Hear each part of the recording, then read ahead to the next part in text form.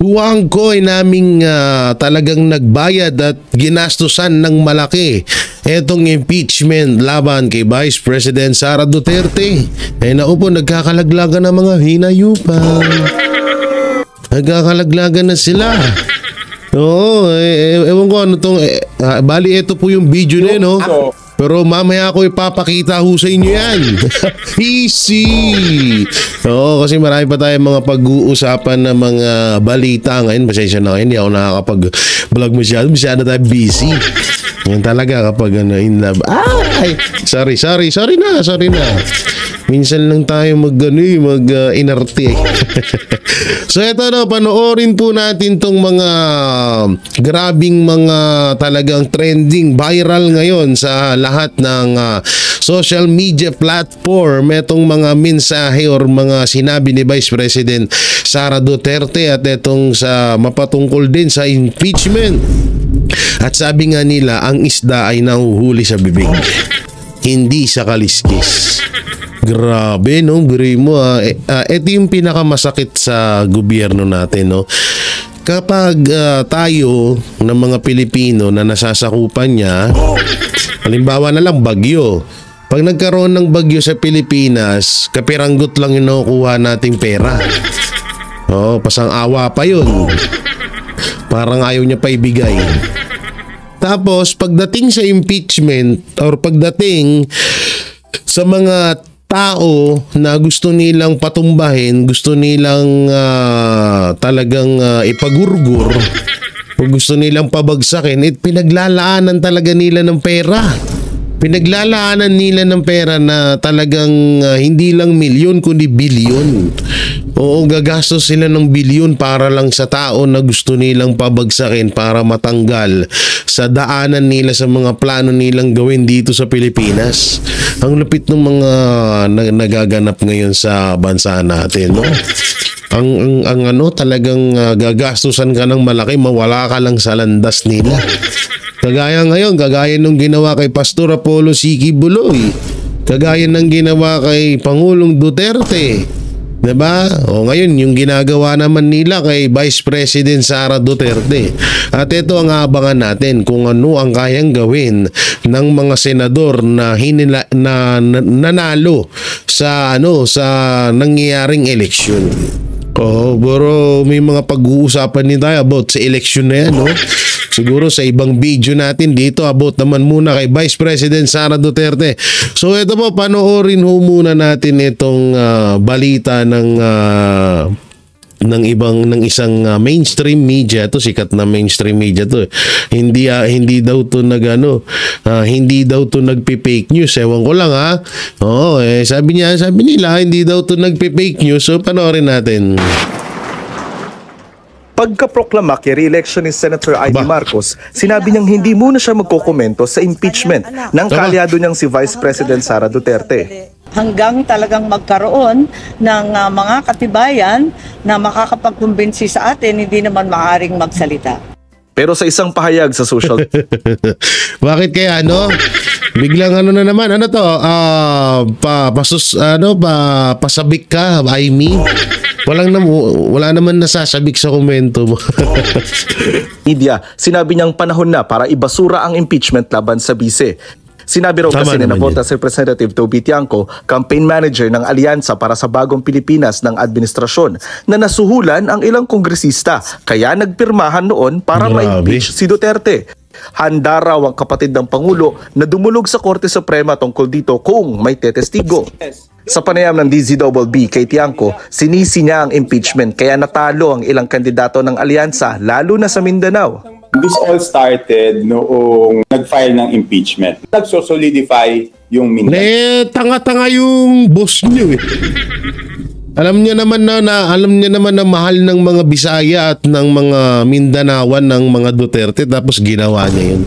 Ito yung sinasabi na simula pa lang, ngayon pa lang ay wala na talagang pakialam sa inyo si Marcos Jr. Kasi kung inaalala kayo ng leader nyo ng campaign, tinatawag na campaign leader No, hindi niya dapat gagawin yun sa oras ng halalan. Masyado siyang hatat at wala nga siyang pakialam sa inyo. Manalo man o matalo, wala silang pakialam sa iyo. Kaya nga itaga nyo yan sa bato, no? Yung mga dumidikit dyan or yung mga dumikit. Lalong-lalo na, sige, sabihin na natin yung mga alyansa bagoong Pilipinas. Huwag nyo asahan na talagang suportado kay ni Marcos. Ngayon nga, tingnan nyo, hindi nyo naramdaman na talagang nilaglag niya kayo. Anak ng teteng, saka ba naman nakita na mangangampanya ka tapos i-impeach mo yung vice president? Boplak. Asan yung natin?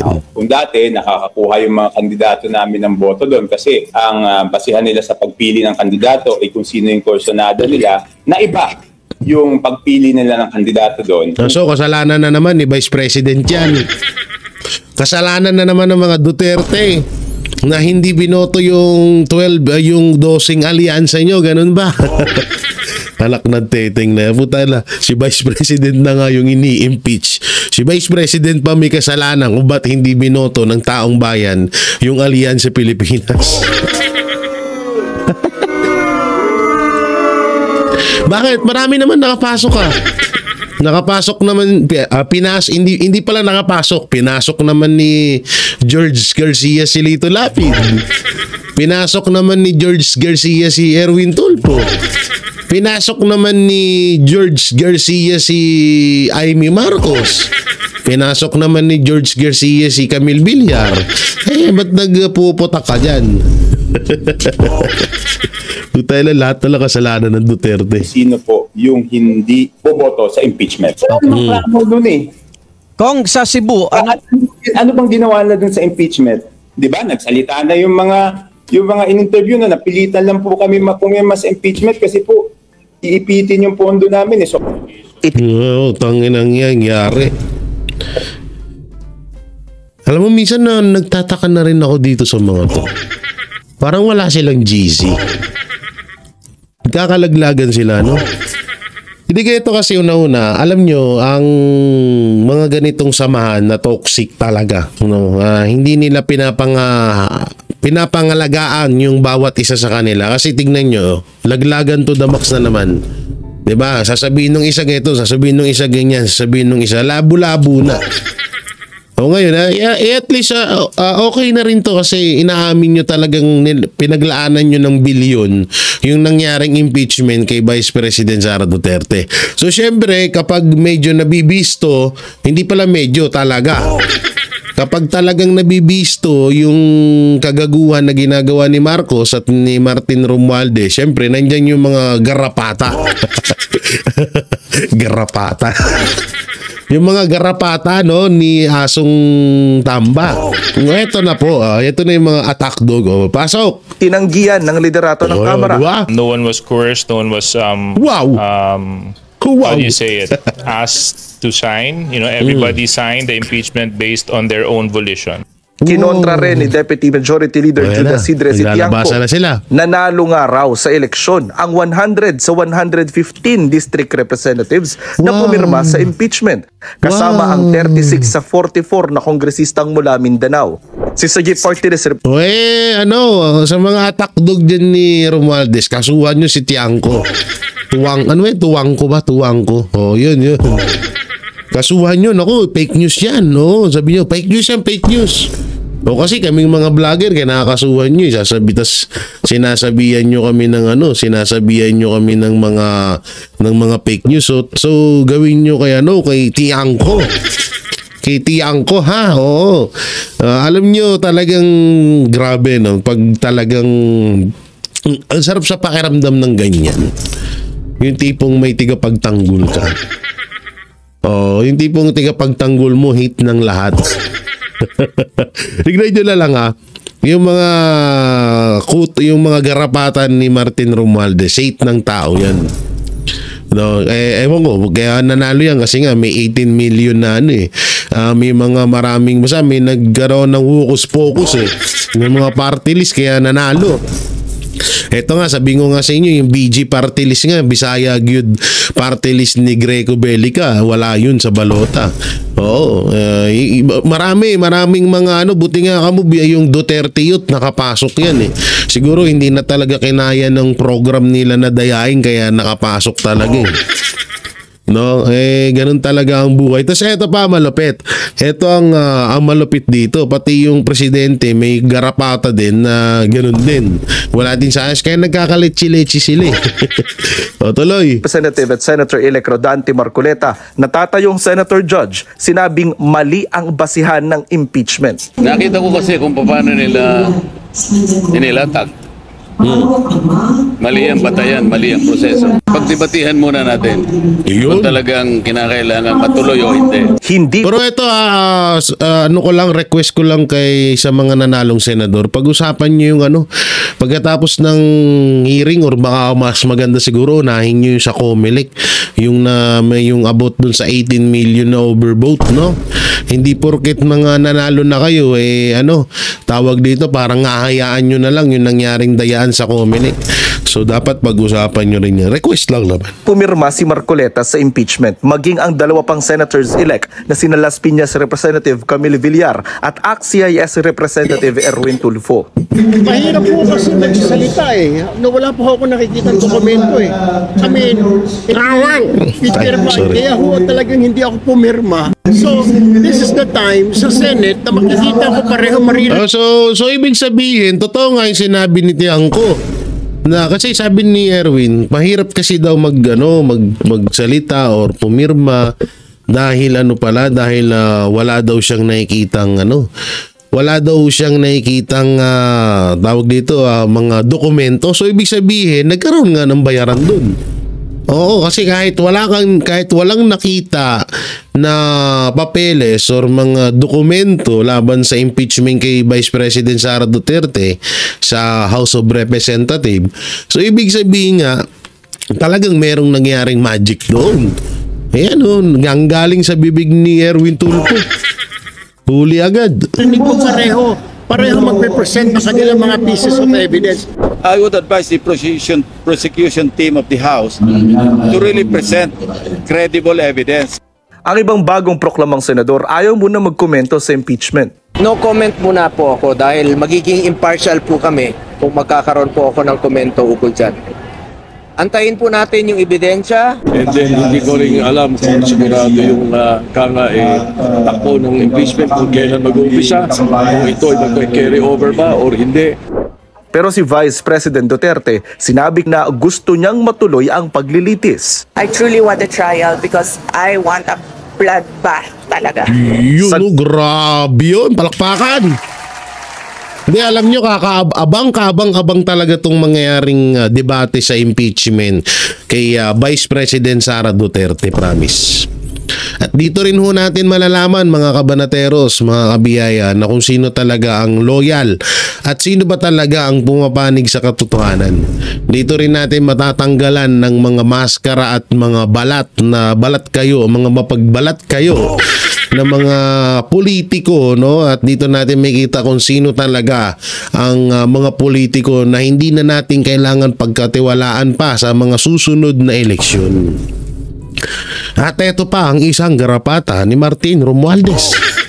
Panoorin natin. Kot ng isang kongresistang tatayong prosecutor sa impeachment. Hindi kailangan maging bloodbath dahil gusto nating malinaw lang ang pagkakalatag ng ebidensya. 16 na boto ang kailangan para makonvict ang bise. Base sa komposisyon ngayon ng mga tatayong Senator Judge, 7 na ang markadong kaalyado ng mga Duterte. Obligasyon na lang namin na mailatag ng malinaw ang ebidensya para sakaling ang kanilang konsyensya sayang apelido nito. Sa kanilang isip. Sayang apelido nito, defensor pa naman, no? Oh, ang ganda-ganda ng imahin ni Miriam Defensor Santiago eh. Oh, tapos ito nagkalat dito. Dapat nga ba makonvict o dapat ma-acquit? Jonathan Nanda. Ewan ko sa'yo, dapat ba mawig? Alam nyo, hindi nyo, ako naniniwala ako na hindi nila kayang ipa-impeach si Vice President Sara Duterte. Hindi, naniniwala ako dun. Kahit na alam natin na medyo dehado, pero unang-una kasi doon pa lang sa mga tawag dito sa mga ebidensya na inilalatag laban kay Vice President Sara Duterte ay sobrang maling-mali na. Biruin mo, limang ebidensya yun. Yung panglima lang yung ginamit nila laban sa impeachment. So, at ano pa dito, mas karapat dapat pang ma-impeach si Marcos Jr. kaysa kay Vice President Sara Duterte. Biruin mo ba naman kung halimbawa lamang na confidential fund lamang ang pag-uusapan, wala na. Panalo na si Vice President Sara Duterte. Biruin mo, confidential fund ni Marcos Jr. 4 billion. Yung mga pondo pa ngayon na natabunan na ng mga issue. Yung GAA, yung BICAM report na 241 billion. Diba? Yung PhilHealth, Maharlika Fund, GSIS, SSS. Ang dami, yung flood control, 5,500 na flood control. Asan na yun? Kaya kung usapang impeachment lang, may pagkakalagyan si Marcos Jr. Samantala, dito tayo sa isang video na kung saan ito nga yung nangyaring laglagan. Dito, inamin mismo ng campaign manager ni Marcos Jr. at ng Alyansa Bagoong Pilipinas na nagkaroon talaga ng matinding bayaran, para gurgurin or patumbahin si Vice President Sara Duterte. So eto na nga yung panoorin natin. May data ba kayo after the Hague? May data po ba kayo after the Hague naman? Yes, after the Hague talagang na problema na tayo, no? Talagang naubos na yon. But what I'm saying is, yung impeachment... Wait lang basahin natin nandito. Impeachment and budget, grid. Is BBM under the control of Martin Romualdez? Wow! What the heck? Is BBM under the control of Martin Romualdez? As per DBM, 410.2 billion ang DPWH. Congress introduce change and adjustment CICA for later release. Ito, grabe to. Tangina, lupit nitong mga balitang to. Panoorin natin. Kasi was beyond our control. Okay.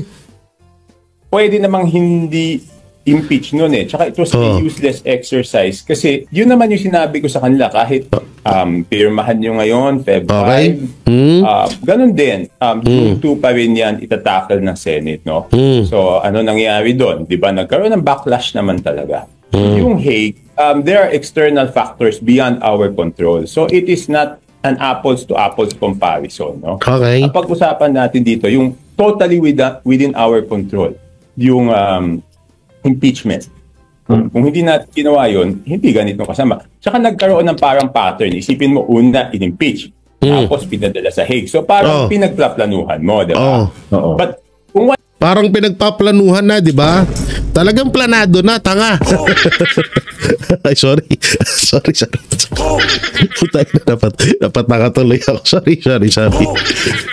Ay, wala yung impeachment, baka iba yung pananaw ng tao. Baka sabihin nila, sumunod lang talaga sa batas. Pero yung impeachment, iba ang tingin ng tao doon.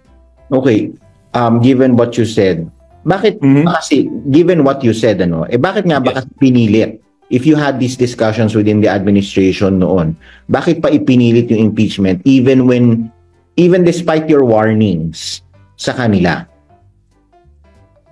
Bakit pinilit yung impeachment? Hindi na ako sinama doon sa Hindi na ako sinama doon sa huling usapan. Nagtampururot ang gago. Hindi nyo naman pala kaya sinama eh. Kaya naman pala nagagalit si Tiangco eh. Ano ba to? Tuwangco ba to? Ano ba apelido nito? Toby Tiangco. Tiangco. Okay. Hindi nyo naman pala sinama nga ni. Kaya naman pala nagagalit ito. Kaya pala nang lalaglag. Dapat kasi sa susunod, Marcos tsaka Martin Romualdez, kahit na tumatay kayo, excuse me sa mga kumakain, isama mo si Tiangco para hindi ganito nagtatampururot. Anak ng teteng, yun lang naman pala yung ano niya. Okay. Pero doon sa mga nangyari, may duda ako kung bakit pinilit yung impeachment. Can you share with us or would you keep that to yourself muna? Alam mo, di ba galit na galit si Presidente doon sa budget, di ba? Okay. At hindi lahat because of the lack of time, hindi lahat ng items doon na-veto. Di ba? Yes. Di ba? Alam namin. Dyan is malaking amount yung ibibito, di ba? Yes. Later on, maliit na lang yung na-veto, like 20 billion yata. Okay? So, ang ginawa nun, nagkaroon ng conditional release, di ba? Yes. Okay. So, noong hindi mailabas yung conditional release, yun ang, sa tingin ko, nung time na yun ang iniisip kong nagtulak. Na ituloy yung impeachment para meron silang magamit at sabihin na kailangan natin ilabas yung conditional release kasi pumirma tong mga to. And later on, I was proven correct. Yun yung duda ko noong ginagawa nila yan. Okay? Puro duda, adik ka ba? Ako, adik ka ba? Puro ka duda eh. Tana, doon ka na eh. Sinasalaysay mo na, idiretso mo na. Anak ng teteng ka naman. Duda, yun ang duda ko. Ewan ko kung bakit sinasabi to nito ni nagtataka din ako ng kunti kasi kung iisipin nyo, anak ng teteng tong na to, dulas ng dulas eh. Kasi kung isipin nyo, ba't niya kaya nilalaglag si Martin Romualdez? No, bakit niya kaya hindi kaya nagkakaroon na ng gulo sa loob ng hawla ni Marcos Jr. at Martin Romualdez? Malay nyo naman, natunugan na ni Marcos Jr. na, putangin na, pagkatapos pala i-impeach si Sara Duterte, ako yung isusunod. Hindi po pwede yun. No? Siguro ganun nang nangyayaring sistema. No? Malay natin kasi diba, sabi nga may mga bali-balita na ang playbook nga ni Martin Romualdez ay tawag dito ang nasa playbook nga pag na-impeach si Sara Duterte, aakyat si Martin Romualdez bilang Vice President of the Philippines. At kapag siya na yung Vice President, i-impeach na naman si Marcos Jr. At paano niya magagawa yun, Aber? Sa sobrang daming kabalbalan at sa sobrang anlalala ng mga ginawa ni Marcos Jr., talagang kayang-kayang siyang i-impeach ni Martin Romualdez. Kontrolado ni Martin Romualdez ngayon lahat. Sa Congress pa lang, kontrolado na ni Martin Romualdez. Sa Senado, medyo pero alam ko naman na marami nang galit sa Senado kay Marcos Jr. Marami nang asar. At napakatitibay ng mga ebidensya laban sa kanya. So talagang impeachable kung may tuturing. Hindi kaya nagkakagulo-gulo na sila doon Misang makichismis nga tayo.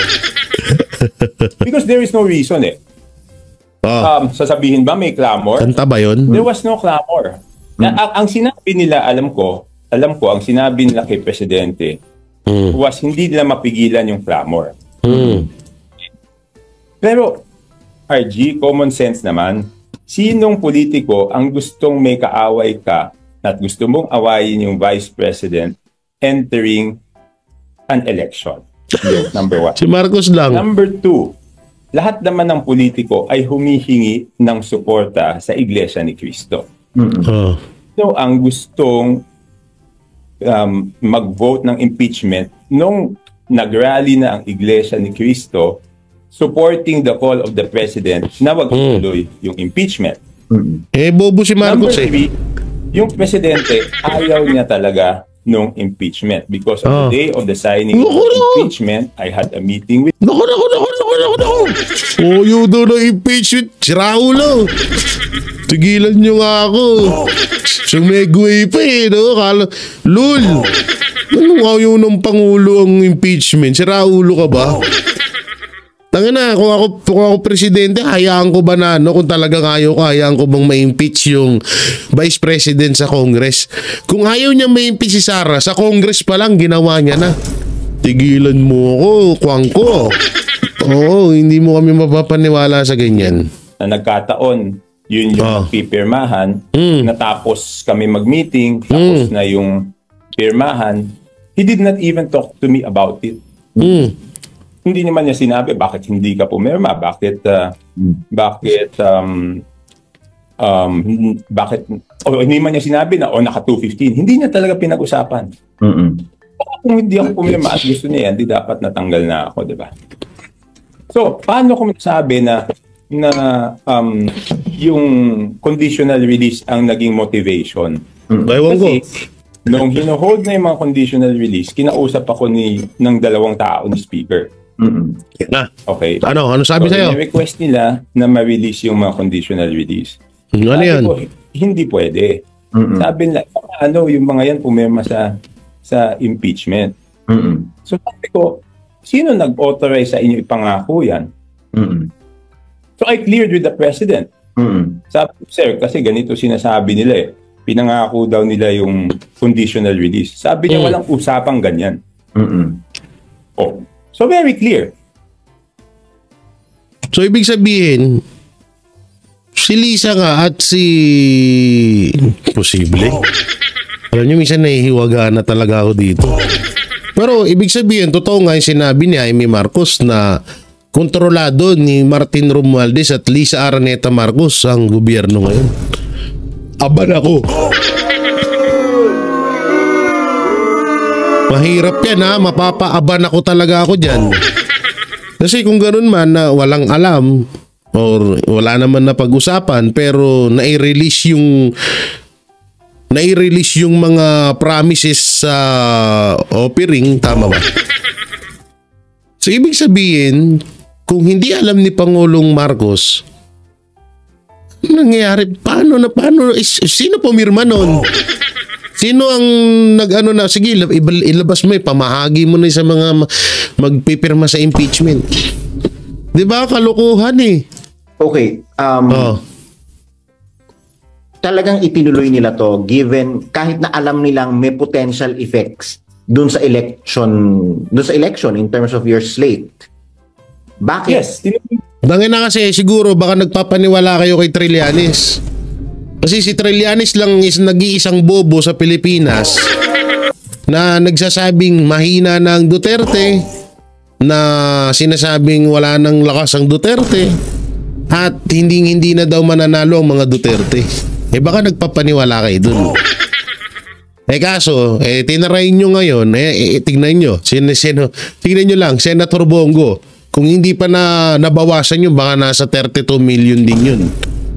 Isipin nyo maigi yun. Baka nasa 32 million pa baka mas mahigit pa ang boto ng mga yun. Ganong kalakas ang mga Duterte. 'Di ba? Kaya nga pinaglalaban namin ngayon yung nangyaring halalan Kasi hindi namin talaga matansya sa utak namin na bakit hindi binoto yung nasa 26 million or 27 million na bumoto kay Senator Bongo. Bakit hindi binoto yung mga kasama niya? Kaya doon kami nagtataka. May i-reveal ako sa inyo sa ibang video ko about dyan sa dayaan na nangyari sa Comelec, ha? Dito muna tayo sa mga ulupong na to. Because there was a bigger motivation. The budget that you were talking about. Yes, di ba? Okay, tignan muna natin, RG, kung saan ba tayo nagsimula maggulo-gulo dito. Di ba? Nagkagulo-gulo tayo dito nung pinilit nila yung budget na gusto nila. Di ba? So, anong remedyo? Nag-veto. Hindi na-veto lahat. Ang sinabi, magkakaroon ng conditional release. O pagkatapos nagkaroon ng conditional release, hindi na problema ngayon. Paano gagawin? O, so, anong ginawa nila? So, at ang masakit dito is nadama yung mga congressmen. Di ba openly naman, nung mga hindi pumirma, sinabi naman nila yung consequences. Yung mga pumirma, anong sabi nila? Sinabi naman nila yung reason bakit sila pumirma, di ba? Yes. Yung sinasabi ko, hindi invento yan. Diba? Yung sinasabi ng mga congressman na pumirma at yung mga sinasabi ng congressman na hindi pumirma just validates what I am saying. Ang masama nga dito, sinabi nung mga pumirma ng mga congressman na kapag hindi sila binigyan ng budget, kapag hindi sila pumirma sa impeachment kay Vice President Sara Duterte, mawawalan sila ng budget. Tapos yung ibang mga pumirma, katulad ng mga garapata ni Martin Romualdez, tanggi ng tanggi na wala daw nangyaring ganun. Tayo na, yung mga pumirma meron, tapos sa inyo wala. Walang ganun na nangyari. Tapos dito pagdating kay Tiangco, meron. So sino mapaniwalaan namin? Ang gago. Oy. Saan yan? Di ba? Yes. Sila mismo nagsasabi, yung mga pumirma, pag nagpaliwanag sila, bakit kami pumirma? Kasi ipitin po yung pondo namin. Yung mga hindi pumirma, ano sabi nila? Inipit kami. So how can there be a clamor when there was pressure? Okay. Sorry. So sino ang nagpilit nitong impeachment? Sino nga ba? Expense of Ito, pakinggan natin. Sino ang nagpilit ng impeachment? election slate. Sino ba pwede magpilit? Alam ka pwede ba itong mangyari nang hindi alam ng leadership ng House? You're talking about the speaker. Yan na. Ganun na sila eh. Nagkakagulo-gulo na nga to. Malamang sa malamang, nagkakaleche-leche, nagkakasisihan na to. Malamang sa malamang. Kasi sa totoo lang yung nangyaring halalan at pagkatalo ng ibang alyansa, no? Pagkatalo ng ibang alyansa sa nangyaring halalan is malaking sampal sa pagmumuka ng mga Marcos na wala at mahina na talaga sila. Dito to, partida ng daya pa Si Camille Villar Aimee muntik pang hindi manalo. Kaya nanalo dahil kay Vice President Sara Duterte. Sino ba ang nangunguna? Paalala lang po first time in history sa Pilipinas na merong senator na binoto na halos magte-30 million vote. Si Senator Bongo yun. At yung bumoto kay Senator Bongo, puro Duterte supporters yun. Sipin nyo yung maigi. Kaya nga, siguro ito nga nangyari dyan para sa akin ito yung nakikita ko nangyari. Malamang sa malamang, medyo nagkakagirian na itong si Marcos Jr. at si Martin Romualdez. Kasi bakit hinayaan ni Martin Romualdez na maisulong yung impeachment na alam niya naman makaka-apekto yun sa alyansa sa kanilang pangangandidato, sa kanilang kampanya. So ibig sabihin, etong si Martin Romualdez gusto na talagang umakyat bilang Vice President sa gobyerno, sa gobyerno natin. Putang ina, delikado ka, Marcos. Putang ina, yung mga magkakapatid ka nagkakahudasan Kayo pa kayang magpinsan? Ako po, matakot ka na, Marcos. Kung ako sa'yo, Marcos, naku po!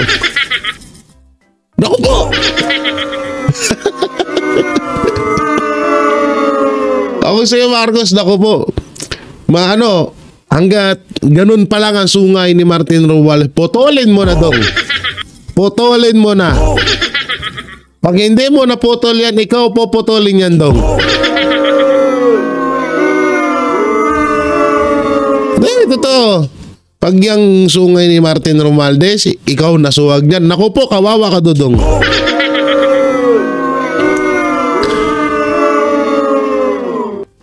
Dito to talagang siguro nagkakagirian na talaga doon sa loob. Tuloy pa natin, dahil na ang sarap pakinggan pag nabibisto sila eh. Sila, yung leadership, sila nanahan dyan. Wala nga kasi ako doon nung pinag-usapan, di ba? Hindi na nila ako sinama. Because they know from the very start, hindi talaga ako pabor sa impeachment, no? When you brought... So, ibig sabihin dito, pinapalabas ng kampo ni Marcos Jr. na kontra sila sa impeachment. At pinapalabas din dito sa video na to na ang gusto lang ng impeachment kay Vice President Sara Duterte ay si Lisa Araneta Marcos at si Martin Romualdez lamang.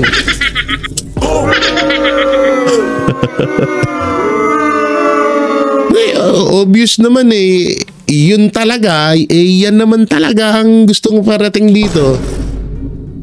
So ibig sabihin parang nagkakabanatan na talaga sila. O ito ay panibagong strategy na naman ng mga bangagers para guluhin or para matabunan. Oy, wait lang, may naisip ako.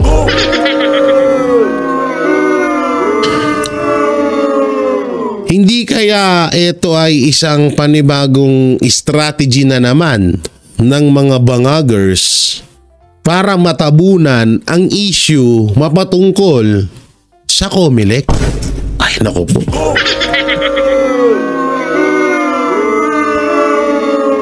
Mahirap to ha. Hindi kaya ganun ha. Kasi isipin nyo maigi ha. Mapaglaro tong mga hinayupak na to. Hindi natin alam talaga kung ano yung mga nasa isip nitong mga to. Hindi natin alam kung gaano alam nyo naman kung paano nila laruin eh. Ilang beses na nila to ginawa kesyo ayaw nila sa ICC pero pinapasok pa rin ng ICC. Ayaw katulad sinasabi ngayon, ayaw ni Marcos Jr. sa impeachment pero na-impeach sa Congress. At ngayon, mangyayari na magdedebate na or mapag-uusapan na sa Senado. So, hindi natin kaya ito medyo talagang nakikita ko dito, dalawa lang. Kung hindi nagkakagulo-gulo na talaga sila sa loob, talagang may panibago na naman silang strategy para may matabunan na panibagong issue. Kasi isipin nyo maigi ito po isipin nyo maigi. Kada may issue na nabibisto ang taong bayan laban sa gobyerno, bigla silang gagawa ng panibagong issue para matabunan yun. Katulad na lang, paulit-ulit, 5,500 flood control. Hindi, sige, wag muna yon. Doon tayo sa pinakauna. Maharlika Fund, GSIS, SSS, anong tinabon nila doon? 'Di ba? Hearing sa Congress, patawag kay Vice President Sara Duterte. Nagkaroon ng SONA, pinagyabang ni Marcos Jr. yung 5,500 na flood control. At hinanap ng taong bayan yun kasi nga nabingo dun si Marcos dahil nung pagkasabi niya na merong 5,500 na flood control biglang bumaha sa Pilipinas sa kapiranggot naman na ulan. Pagkatapos ng 500 na paano doon, eto na naman si Pangulong Duterte naman ang ginawa nilang pagtabon doon. Pilit nilang ipinapatawag mapatungkol sa AJK. So ngayon, nabisto na naman yung panibago, yung BICAM report na merong budget na pang 2025 national budget na nagkakahalaga ng 6 trillion. At dawit pa nga doon si Martin Romualdez dahil doon sa 241 billion na kasama doon sa budget na yun. So anong ginawa nila para matabunan yun, ha? Impeachment kay Vice President Sara Duterte sa Congress. At noong nadawit si Lisa Araneta Marcos ay sa pagkasabi noong nadawit si Lisa Araneta Marcos sa insidente sa Amerika at ito nga ay naaresto, bigla nilang ginawa ay ipinakuha nila or ibinigay nila sa Interpol or sa ICC etong si Pangulong Rodrigo Roa Duterte.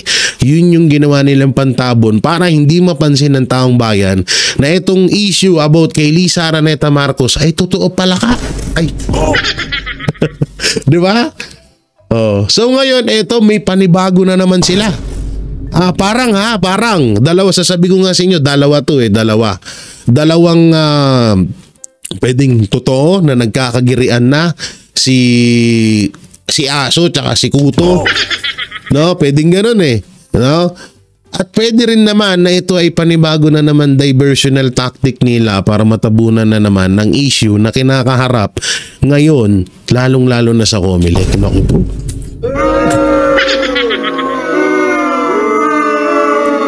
Tuloy pa natin. This up with the President, itong mga warnings po ninyo, anong naging reaction ni Presidente?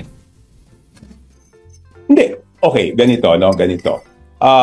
Ang sinabi ko lang nung the day of the nagpipirmahan, sinabi ko lang sa kanya na hindi dapat pirmahan. Sabi naman niya talaga, hindi naman talaga dapat matuloy. Ba't niya pinirmahan?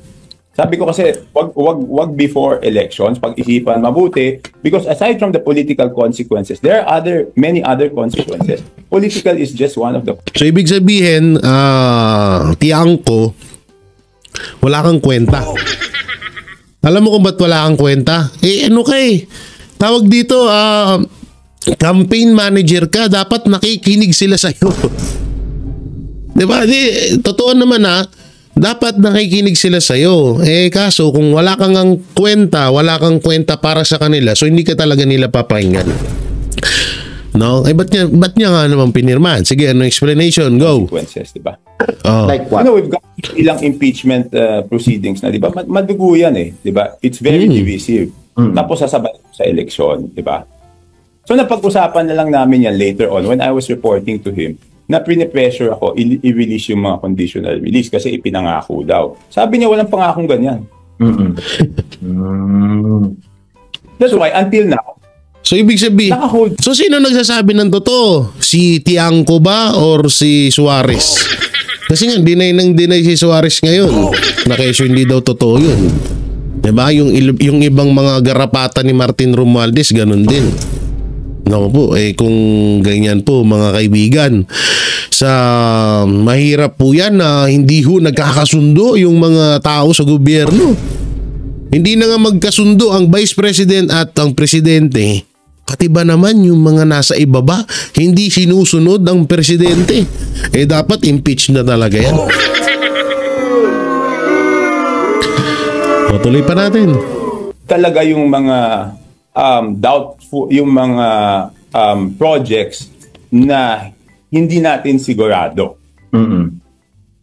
So that is, so ngayon may pressure na naman na gusto nila ma-release yung mga conditional release na yun. So all this considered is what led you to the conclusion na self-inflicted yung pagkatalo ng administration slate. I'm not saying self-inflicted totally. Okay. Yung Mindanao kasi makikita mo yung boto nung administration doon ng opposition doon. Mga 90+%, di ba? Wala na talaga, alam mo, noon, katarantaduhan na lang nila pa Sa totoo napakinggan na natin to kanina. Wala na talagang gustong bumoto. Visayas, Mindanao. Alam mo sa totoo lang, Luzon na lang talaga. Baka nga sa 50% na lang ang buboto dito sa mga Marcos. Totoo, promise, sa nangyari, kita nyo naman yung nangyari. Sa mga vlogger pala dyan. Excuse me. Diyan sa mga nagsasabi na 60 to 100 lang daw ang supporters ng mga Duterte. Ano ngayon? Bakit number 1 ng senador namin? Bumasag pa ng record. 27 million vote sa kasaysayan ng Pilipinas na nangyari first time ever. Sasabihin nyo kung konti supporters namin, mga ulul, fuck you.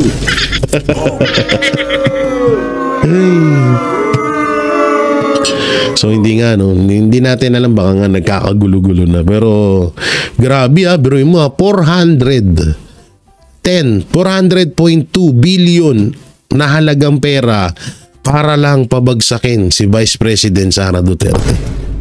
Ang lupit nyo. Ang daming nagugutom na mga Pilipino, ang daming kailangan ng trabaho ng mga Pilipino. Yung 410.2 billion na ipinamahagi nyo sa mga congressman para ma-impeach si Vice President Sara Duterte, ibis na sana doon nyo inilaan yan para mas malaking tulong sa mga kapwa natin Pilipino. Anak ng teteng, para lang pabagsakin nyo si Vice President Sara Duterte, doon nyo inilaan yung napakalaking pera na yan. Sabi yan hindi nanggaling sa akin yan, sabi yan ni Tuangco, ni Toby Tuangco. Tarantado, grabe kayo. Ang lupit nyo, daming nagugutom na mga Pilipino. Tapos yung pera ng bayan, buti sana kung pera nyo yan. Pero pera ng taong bayan, tax ng taong bayan yan na dapat nila, sila ang nakikinabang dyan at hindi kayo. Ang lupit. Grabe. So yan mga banateros, mga kabiyaya, anong may kukomento nyo sa napag-usapan natin? Payag po ba kayo? At kayo po ba isang ayon sa mga napanood nyo at mismo sa bunganga na mismo nila nanggaling na 410.2 billion pesos para ipatumba or ipagurgor or ipa-impeach si Vice President Sara Duterte? So i-comment nyo lang po dyan sa baba at syempre don't forget to like, share, comment and subscribe sa ating YouTube channel. Pindot na lang din po yung bell button para lagi kayong updated sa ating mga video araw-araw. So maraming salamat, ingat po kayo palagi. God bless and peace and bye-bye. Yan ang Banateros, walang inuurungan. Pag tama palakpakan, pag mali ay babanatan. Yan ang Banateros, boses ng ordinaryong Pilipino. Banateros ay walang makakaawan, walang inuurungan. Banateros ay tinutulungan.